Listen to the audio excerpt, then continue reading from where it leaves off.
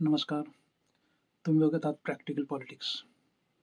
आजकाल महाराष्ट्रामध्ये भाषाविषयी खूप वादंग उठलेला आहे, की हिंदी सक्तीची एक असावी की नसावी. परंतु राजकीय लोक जे आपल्या भूमिका घेण्यासाठी किंवा त्यांच्या राजनीतिक लाईनवर चालण्यासाठी ते काही म्हणत असतील, परंतु आपल्या पाल्याच्या विकासासाठी आणि त्यांचं जीवन समृद्ध करण्यासाठी मी तर म्हणे 3 नाही 4 भाषा शिकली पाहिजेत. मातृभाषा मराठी, राष्ट्रभाषा हिंदी आणि आंतरराष्ट्रीय भाषा इंग्लिश, जी की ज्ञान भाषा आहे. आणि आपले जीवन समृद्ध करण्यासाठी, आपली प्राचीन संस्कृती शिकण्यासाठी संस्कृत ही 4थी भाषा शिकली पाहिजे, जेणेकरून की आपल्या पाल्याचे जीवन यशस्वी व समृद्ध होईल.